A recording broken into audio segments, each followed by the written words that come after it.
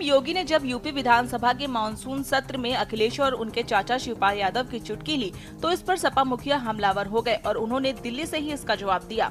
वहीं आपको बता दें कि सदन में मौजूद शिवपाल यादव ने भी मुख्यमंत्री को उसी शैली में उत्तर दिया। उन्होंने कहा कि अब दोनों डिप्टी सीएम मुख्यमंत्री को गच्चा देंगे। दरअसल मंगलवार को उत्तर प्रदेश विधानसभा में मुख्यमंत्री योगी आदित्यनाथ नेता विपक्ष नहीं बनाए जाने को लेकर तंज कसा। सीएम ने कहा कि चाचा हर बार कच्चा खा जाते हैं। उनके इस बयान पर सदन में मौजूद चाचा शिवपाल ने भी जवाब दिया।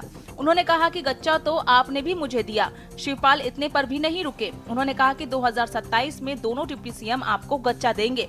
पूरे सिलसिले की जहां तक बात है तो हम आपको बता दें कि सीएम योगी के बोलने के बाद सपा विधायक शिवपाल यादव उठे और कहा कि चूंकि नेता सदन में मेरा नाम लिया है इसलिए जवाब देना जरूरी है। इस पर स्पीकर ने उन्हें इजाजत दी। सदन में बोलते हुए शिवपाल ने कहा, देखिए हमें गच्चा नहीं मिला है क्योंकि माता प्रसाद जी बहुत सीनियर है। हम लोगों ने ही स्पीकर के लिए भी उनका नाम बढ़ाया था। वैसे तो 3 साल तक हम आपके भी संपर्क में रहे। गच्चा तो हमें आपने भी दिया।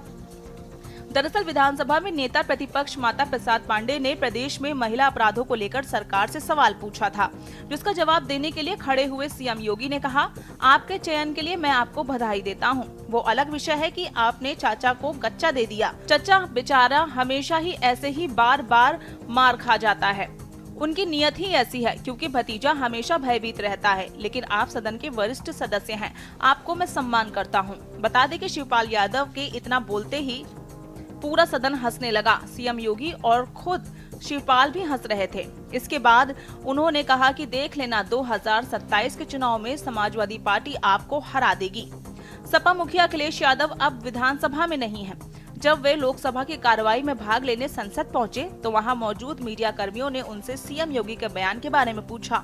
अखिलेश ने ज्यादा कुछ तो नहीं, लेकिन इतना बोला कि मैं उन्हें कोई धोखा नहीं दिया, लेकिन उन्होंने दिल्ली को गच्चा दिया है। हाँ, ये बात जरूर है कि अखिलेश यादव ने संसद में जरूर दहाड़ लगाई। लोकसभा में अखिलेश ने कहा कि यूपी के जो परिणाम हैं, हारे हैं, ये प्रधानमंत्री जी तो 5 लाख वोट से जीतते थे। कितने से जीते हैं? इतना काम किया होता तो क्या ऐसे नतीजे आते? पीडीए आज कहाँ खड़ा है? उन्होंने जनकपुर से अयोध्या बस से आने के दावे का भी जिक्र किया। मोबाइल बनने के दावे पर भी सरकार को घेरा। अखिलेश ने कहा कि सपा सरकार की इंडस्ट्रीज को लेकर जो पॉलिसी थी, हमने नोएडा में जमीन दी और मोबाइल बन नहीं रहा।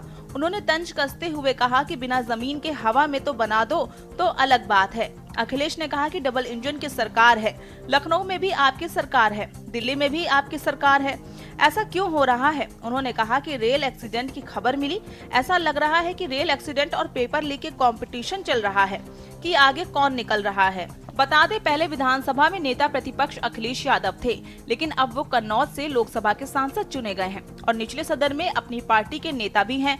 उन्होंने करहल विधानसभा सीट से इस्तीफा दे दिया था, जिसके साथ ही नेता प्रतिपक्ष का पद भी छोड़ दिया था।